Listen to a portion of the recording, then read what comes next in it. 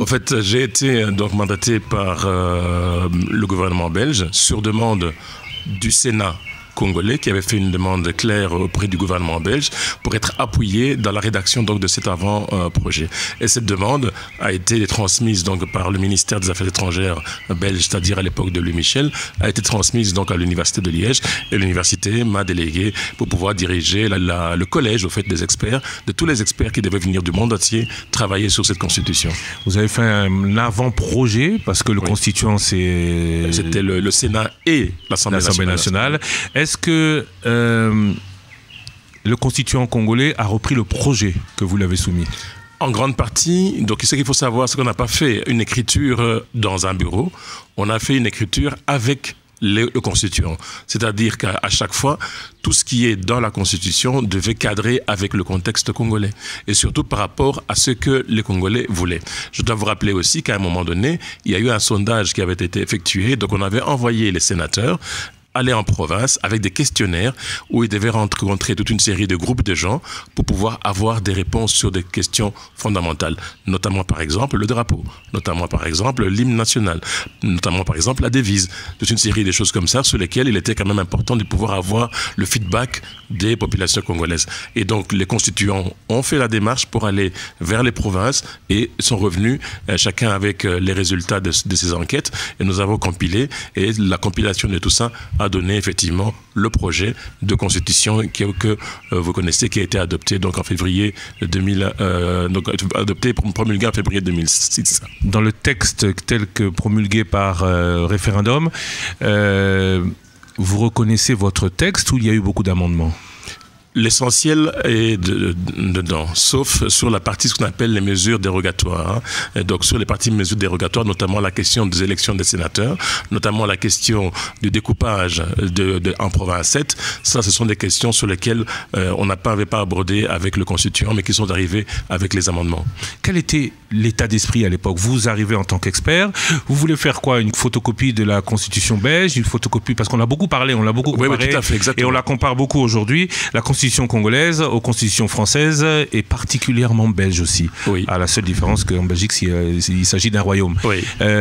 Vous veniez dans quel état d'esprit? Faire la même chose? Vous aviez une copie de départ et... ce que vous devez savoir, c'est que généralement... Adapté à la RDC? Un texte, c'est le reflet d'un contexte. Vous ne pouvez pas venir du dehors, venir imposer un contexte. Qu'est-ce qu'on a fait?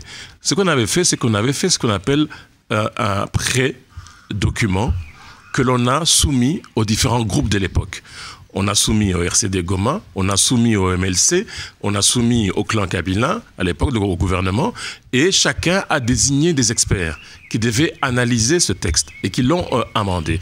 Et qui l'ont amendé chacun à sa façon. Et de cette façon-là, après, nous avons repris l'essentiel de tous les experts pour pouvoir maintenant mettre en commun. Je vais par exemple vous dire, il y a quelques spécialistes qui le connaissent, pourquoi par exemple dans le texte constitutionnel, il n'y a pas véritablement, la forme de l'État n'est pas vraiment bien précisée, pour la bonne et simple raison qu'il y a eu deux écoles. Il y a eu l'école Bochab et il y a eu l'école de feu Célestin Kabouya, qui avait le clan donc État central, et vous aviez le clan qui était pour le fédéralisme. Et le RCD Goma était aussi pour le clan, pour un plan fédéral, c'est-à-dire un État fédéral. Alors des discussions ne pouvant pas arriver à mettre tout le monde d'accord sur est-ce que on prend l'État fédéral ou bien on prend l'État central. Et alors pour pouvoir mettre les gens ensemble, on a enlevé la forme de l'État, mais on a mis dedans des choses qui sont de l'État central, mais on a mis des choses aussi qui sont de l'État fédéral. Comment est-ce que vous définissez aujourd'hui cette constitution? On en a beaucoup parlé, oui. Vous avez parlé de l'école Bochab, donc oui. Il en faisait partie. Oui, tout à fait, il faisait partie. Il parle de... certains parlent de régime présidentiel, oui. Semi-parlementaire, primo-ministériel. Oui, le terme exact, c'est une constitution équilibrée. C'est-à-dire que tout le monde ne voulait plus revenir à ce qu'on avait connu avant. C'est-à-dire on ne voulait plus le régime Mobutu, on ne veut plus du régime Kabila Père, qui était un régime central, etc., avec les dérives que nous avons connues par rapport au régime de Mobutu, etc. Alors tout le monde ne voulait plus de ça. Alors nous sortons de la guerre avec chaque groupe qui a comme objectif le pouvoir. Et alors il faut en sorte que le gâteau Congo soit divisé pour que tout le monde ait quelque chose. Et ça, c'était vraiment le cœur. Ça, c'est le cœur, en fait, de la Constitution.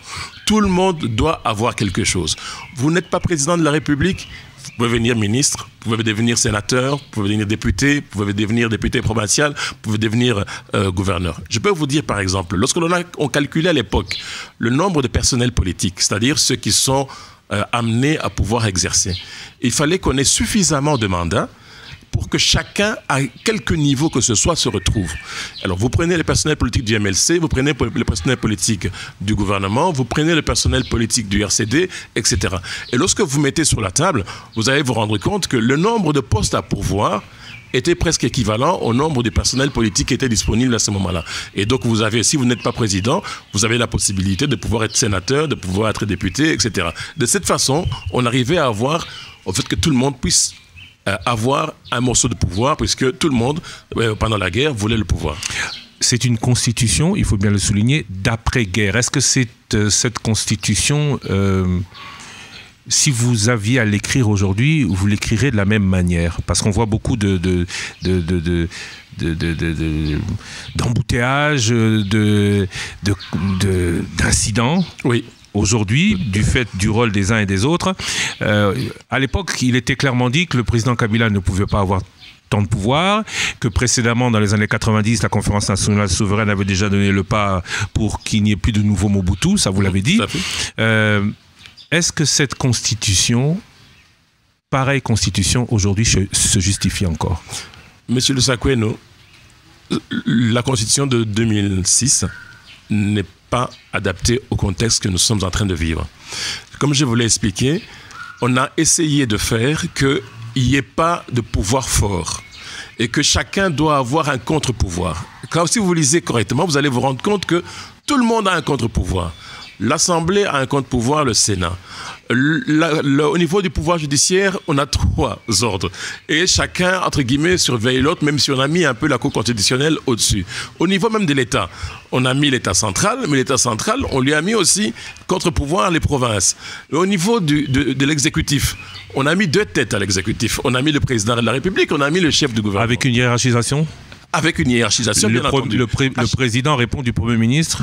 Non, le président ne répond pas du Premier ministre. Le président collabore avec le Premier ministre. C'est une obligation constitutionnelle qu'ils doivent travailler ensemble. On a mis ce qu'on appelle des passerelles de collaboration qui sont constitutionnelles et obligatoires. Par exemple, bêtement, la politique de la nation, elle est définie par le Premier ministre. Non. La politique de la nation... Par le Premier ministre en collaboration avec le Président de la République. Avec le Président de la République. Mais c'est le Premier ministre qui définit la politique. Qui la met en œuvre. La mettre en œuvre. Mais qui la définit? Ils la définissent ensemble. Ok. Ils la définissent ensemble et ils donnent le même s'ils ne sont pas du même... Même s'ils ne sont pas du même bord, c'est une obligation constitutionnelle. Parce que certains disent que la cohabitation n'est pas possible, la cohabitation est bien possible. La cohabitation est bien possible parce qu'on a mis des dispositions constitutionnelles obligatoires de collaboration. Et que ça ne peut pas être possible, même au niveau de province, État central, c'est la même chose. À tous les niveaux, on a mis ce qu'on appelle des passerelles pour qu'il n'y ait pas blocage, pour qu'on n'arrive pas à la situation de 1960 où il y a eu blocage et qu'il n'y avait pas des passerelles de collaboration. Ici, on a mis des passerelles de collaboration, par exemple l'article que je viens de vous donner, qui dit clairement que ça doit être comme ça. L'autre, c'est que le Premier ministre ne peut pas beaucoup de choses sans le Président. Le Président ne peut pas non plus beaucoup de choses sans le gouvernement. Ça oblige de pouvoir avoir ce lien. D'où, par exemple, le fait d'avoir un ministre près de la présidence, ça se justifie tout à fait parce que c'est la personne qui va être amenée, entre guillemets, à vérifier si... Au niveau du gouvernement, les choses se passent de la façon comme le président de la République l'a voulu. Aujourd'hui, vous avez cité 1960, on citera aussi 1965. Tout à fait. 60 crises, 65 crises. Oui. On a l'impression que 2020 est aussi à une crise similaire. Est-ce votre avis? Est-ce que ce qui a pu être évité... ce qui n'a pas pu être évité, par exemple, en 60 et 65 du fait des carences de la Constitution, pourra l'être en 2020? Au fait, la question, elle est vraiment pertinente. Au fait, tout dépend de la volonté de chacun. Vous pouvez avoir le meilleur texte, mais tout dépend de la volonté et des objectifs politiques des uns et des autres. Si je veux avoir le pouvoir, un pouvoir absolu, je veux avoir une mainmise sur la plupart des institutions, je peux vous dire qu'avec cette constitution, ça ne marche pas.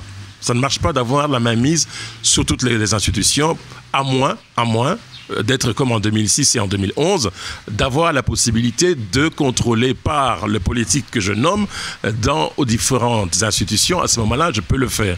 Mais dans le contexte actuel, ce n'est pas possible. Alors, cette volonté politique, est-ce qu'elle colle à ce texte ? Non, ça ne peut pas coller avec ce texte. Ça ne peut pas coller avec ce texte, malheureusement. Et donc, c'est là où je suis tout à fait d'accord avec vous quand vous me posez la question par rapport au fait, est-ce que le texte est adapté au contexte actuel ? Je vous réponds que le texte doit être adapté au contexte actuel et n'est pas du tout adapté dans le système tel que nous sommes en train de vivre actuellement. Donc, réforme constitutionnelle est indispensable aujourd'hui ? Pour ma part, la réforme est indispensable puisque c'est une constitution qui était pour pouvoir arriver à avoir la paix, consolider les institutions et améliorer le fonctionnement des institutions pour renforcer le cadre institutionnel, et qu'une fois on a renforcé le cadre institutionnel, on peut amender toute une série de choses qu'il y a dans ce texte. Parlons d'aujourd'hui. Messieurs, dames, la Banziette Bolandi Bob Kabamba, ensemble avec Christian Lusakweno, interview réalisée ou une émission tournée en 2020. Et le Kwaliboso, Bob Kabamba. Batubayoki Bob Kabamba. Ce qui veut dire Okiko Zala Mouswahili, Akoko Zala Moluba, Akoko Zala Mukongo, Akoko Zala Mungala, Batuba Sepele Balobi, Bakongolais de Mutuba Salaki Yango, Te, Bob Kabamba Lobi, Nazalaki na Université à Liège. Étant professeur, Louis Michel, avec le gouvernement belge, Bayeko Zouangaï, n'a qu'un de répondre na demande, il y a Sénat et l'Assemblée nationale.